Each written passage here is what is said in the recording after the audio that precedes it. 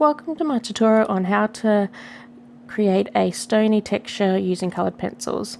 A little while ago I created this leopard picture and I've been asked on how I created the stone texture.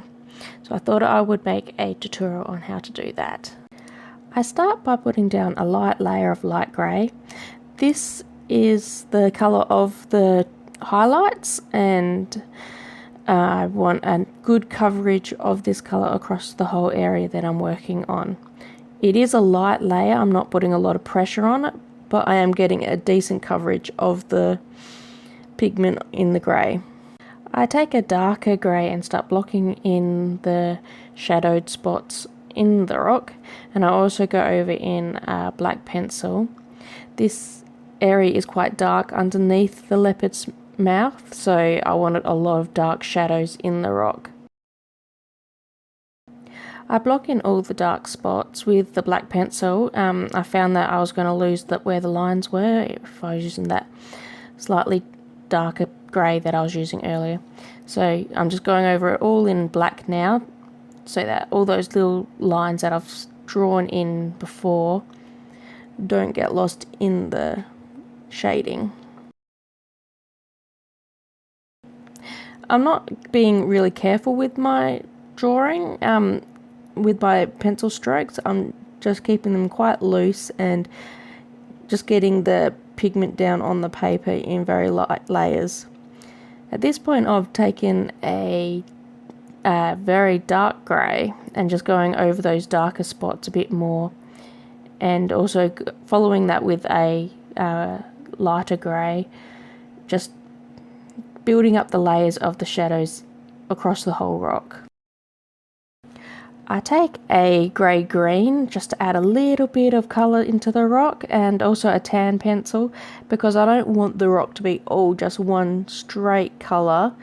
It does have some green lichen on it, even though I haven't drawn a lot of the lichen into this texture, but I do want that variation in colour to come across in the colour of the rock.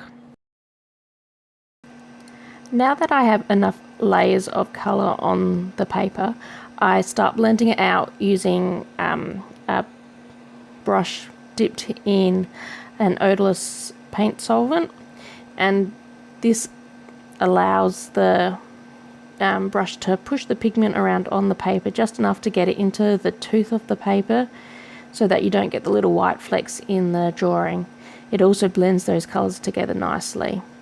When I do this with the paint thinner, I make sure to wipe the excess off the brush after I've dipped it in the paint thinner onto paper towel. Otherwise you get too much on the brush and you don't want to saturate the paper, otherwise you'll have to wait ages for it to dry in between doing that and doing any more pencil work. I take my black pencil and go over those darker areas in the rock texture once again, and I'm just building up the layers at this point, just adding further shadows into that texture to make sure that those dark spots are quite contrasting to the lighter areas. With coloured pencil you do have to make sure that you are doing just light layers. If you press too hard you will damage the tooth of the paper and you won't be able to keep adding extra layers on top of the work you've already done.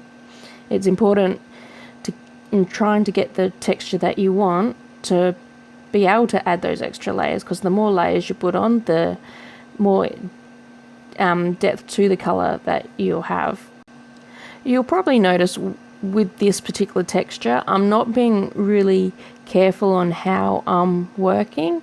I'm being quite messy with the pencil marks and the way I'm blending. I'm not being careful to keep the black pigment in the black area. For this particular texture it doesn't really matter if you're a little bit messy with it. The extra pencil marks can actually make the rock look a little bit rougher. At this point I then take my Derwent electric eraser and I go over all the lighter areas, just pulling up some of that pigment off of it to get back to that light grey that I originally put down first. And this is the way I can get some extra rough texture into the rock and really make it look a lot better. I'm not being too careful with the strokes, I'm just doing a little scribbly mark with them, and that's how I get the texture look that I am after. I hope you've enjoyed this tutorial on how to make a rock texture using coloured pencils. Thank you for watching.